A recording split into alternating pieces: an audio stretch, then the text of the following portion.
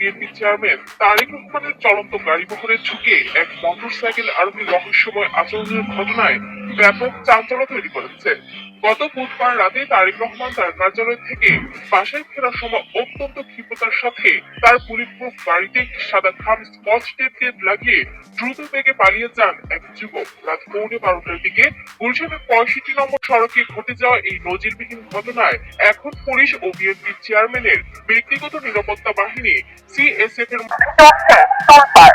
TV ফুটেজে দেখা গেছে একটি সাধারণ হিরো হাঙ্ক মডেলের মোটরসাইকেল নিয়ে ওই আরোহী তারেক রহমানের গাড়িবহরের ভেতরে ঢুকে পড়েন। 65 নম্বর সড়কে গাড়িবহরের গতি কিছুটা কমলে সুযোগ বুঝে চালক তারেক রহমানের বুলেটপ্রুফ গাড়ির একদম কাছে চলে আসেন এবং মুহূর্তের মধ্যে একটি সাদা খাম গাড়ির বডিতে স্কচ টেপ দিয়ে আটকে দেন। এরপরই মোটরসাইকেলটি দ্রুত গতিতে আমেরিকান ক্লাবের দিকে চলে যায়। ডিএমপি গুলশান বিভাগের উপকমিশনার ডিসি রওনক আলম এই প্রসঙ্গে জানিয়েছেন, রহস্যময় ওই খামনায় আসলে কি ছিল বা কি লেখা ছিল তা এখনো পুলিশের অজানায় রয়ে গেছে। খামটি বর্তমানে সিএফএফ এর কাছে হেফাজতে রয়েছে। পুলিশ তদন্তের প্রয়োজনে খামটির বিষয়বস্তু জানার চেষ্টা করছে এবং মোটরসাইকেল চালককে শনাক্ত করতে রাজধানীর বিভিন্ন পয়েন্টে সিসিটিভি ক্যামেরা বিশ্লেষণ করা হচ্ছে। এদিকে উচ্চ নিরাপত্তার বেষ্টনী থাকা সত্ত্বেও কিভাবে একজন অজ্ঞাত ব্যক্তি বিএনপি চেয়ারম্যানের ব্যক্তিগত গাড়ির একদম স্পর্শসীমার মধ্যে পৌঁছে গেলেন তা নিয়ে প্রশ্ন উঠছে বিভিন্ন মহলে। বিশেষ করে গুলশানের মতো স্পর্শকাতর এলাকায় এই ধরনের ঘটনা নিরাপত্তার বড় কোনো ঘাটতি কিনা তা নিয়ে বিশেষজ্ঞ বা রাজনৈতিক মহলে আলোচনা শুরু হয়েছে। এই পুরো সময়ে তারেক রহমানের ব্যক্তিগত নিরাপত্তা বাহিনীর চেয়ারপারসন সিকিউরিটি ফোর্স সিএসএফ দৃশ্যত কোনো প্রতিক্রিয়া দেখায়নি। এই ঘটনার পরপরই নড়ে চড়ে বসেছে আইন শৃঙ্খলা রক্ষাকারী বাহিনী। গুলশান থানা পুলিশ বিষয়টি গুরুত্বের সাথে নিয়ে একটি সাধারণ ডায়েরি জিডি করেছে। গুলশান থানার ভারপ্রাপ্ত কর্মকর্তা ওসি রাকিবুল ইসলাম জানান, ঘটনার রহস্য উদ্ঘাটনে পুলিশের একাধিক টিম কাজ করছে। তিনি নিশ্চিত করেন যে মোটরসাইকেলটি উচ্চ গতিতে এসে খামটি লাগিয়ে চম্পট দেয়।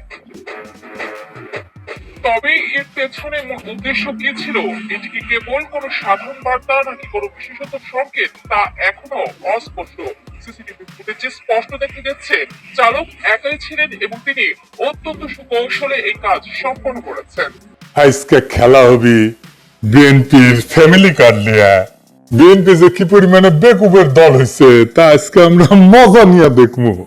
হাঙ্কেরও তো পপকর্ন কেনার পয়সা নাই, মুড়ি নিয়ে বসেন, যান যান যান তাড়াতাড়ি নিয়ে আসেন।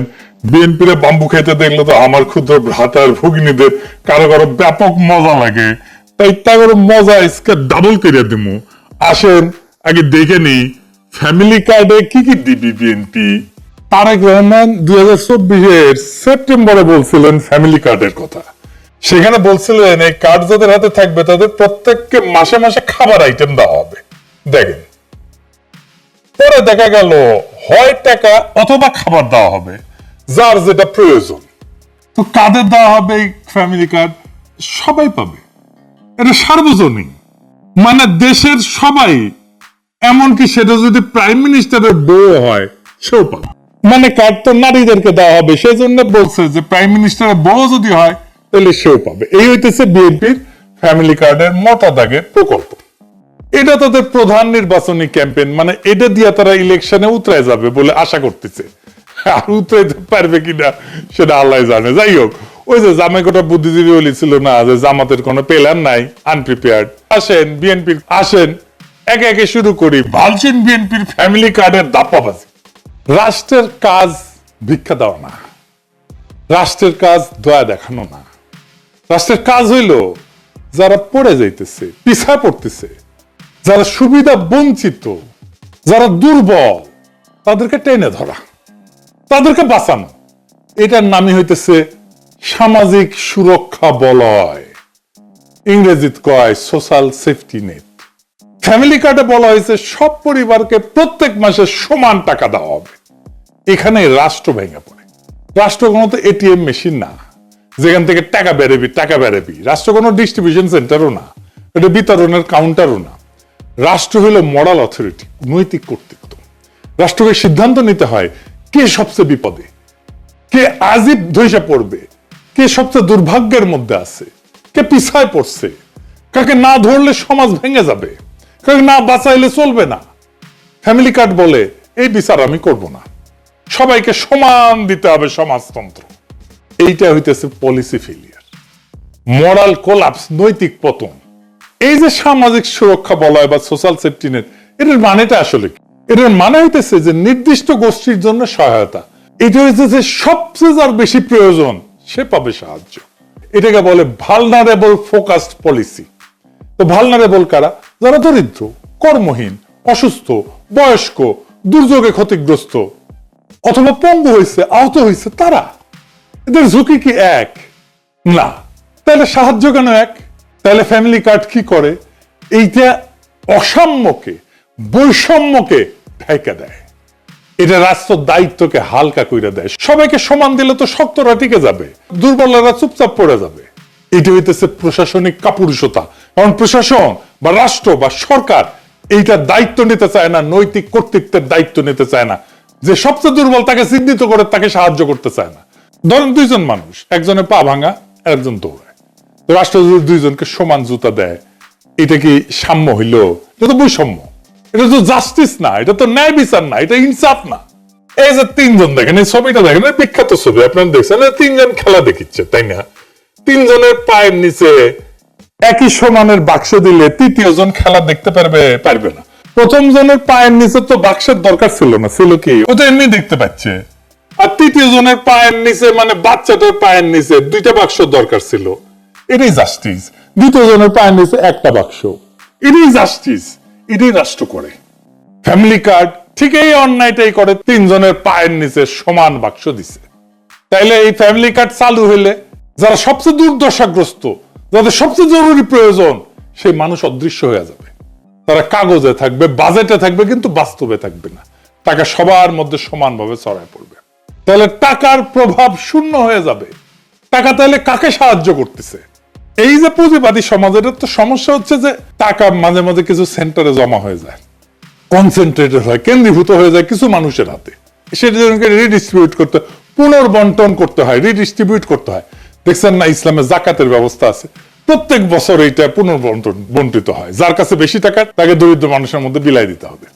রাষ্ট্রের কাজ সবাইকে খুশি করা না, রাষ্ট্রের কাজ সবচেয়ে দুর্বলদেরকে বাঁচানো। যে সবাইকে সমান করে দেয়, সে আসলে ঘোষণা করে আমি দুর্বলদের দায়িত্ব নিতে চাই না। সেই জন্যই বিএনপির ফ্যামিলি কার্ড এইটা দুর্বলদের বাঁচাবে না, দুর্বলদের দায়িত্ব নিতে চাইতেছে না সে। এটা মানবিক না, এটা রাষ্ট্রের দায়িত্ব থেকে পরিকল্পিত পলায়ন। এবার আসেন আমরা আরেকটা জিনিস দেখি। বিএনপি বলতেছে যে বাসার কর্ত্রী বা head of the house hold নারী, তাকে দেওয়া হবে। Head of the house hold বলতে কি বুঝাইতেছে? মানে পরিবারের গৃহকর্ত্রী আর কি, এই নারীর নামে। ইংরেজিতে লিখছে woman head of house hold. এখানে প্রথম সমস্যা হইতেছে পরিবারের সংজ্ঞা কি? কে এটা সংজ্ঞায়িত করবে? আমাদের সমাজে যৌথ পরিবার আছে এবং ছোট পরিবার আছে, যেটা নিউক্লিয়ার পরিবার বলা হয়, একই সাথে চলে। যে নারী, সে নারী তো কারো মা, সে একই সাথে কারো মেয়ে, কারো স্ত্রী, কারো শাশুড়ি, কারো পুত্রবধূ, কারো বোন। তাকে কোন পরিবারের অন্তর্ভুক্ত করা হবে? পরিবারের কোনো সংজ্ঞা বানানো তো সম্ভব না। এটা একটা ইমোশনাল অ্যাটাচমেন্ট। একটা পরিবারে কে কে থাকবে, কোন কোন সম্পর্ক থাকবে, কতদূর রক্ত সম্পর্ক পর্যন্ত পরিবারের ভিতরে থাকবে, তো এসব তো রাষ্ট্র বা সরকারি আমলারা এটা সংজ্ঞায়িত করে দিতে পারে না, বলে দিতে পারে না, ডিকটেট করে দিতে পারে না। এক এক পরিবার এক এক রকম হবে। দেখবেন কোন পরিবারে শাশুড়ি আছে, কোন পরিবারে মা আছে, কোন পরিবারে ভাই আছে, কোন পরিবারে বোন আছে। এই একটা ইস্যুতে তো ব্যাপক কারচুপি, দুর্নীতি হবে। একটা পরিবারের সব মেয়ে প্রত্যেকের নিজের নামে কার্ড বানাবে, এটা হবে। আমি কগয় দিতেছি, লিখে দিতে পারেন। বাংলাদেশে বিয়ের পর অনেকে বাপের বাড়ি বা শ্বশুর বাড়িতে থাকে, তাদেরকে কি আলাদা আলাদা পরিবার গণ্য করা হবে, নাকি একটা পরিবার গণ্য করা হবে? একটা পরিবারে এইভাবে অনেকগুলো কার্ড বানায়, সবগুলো থেকে টাকা, রেশন নিজেদের অ্যাকাউন্টে পড়বে।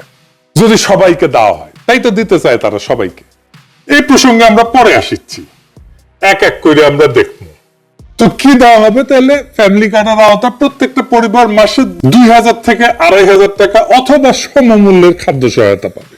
তবে খাদ্য সহায়তা কি পাবে সেটার ব্যাপারে বিএনপির নেতাদের বক্তব্য আছে, আমরা ওইটা দেখব। আমরা ওইটা দেখে খাবারের হিসাবটা করে নেব।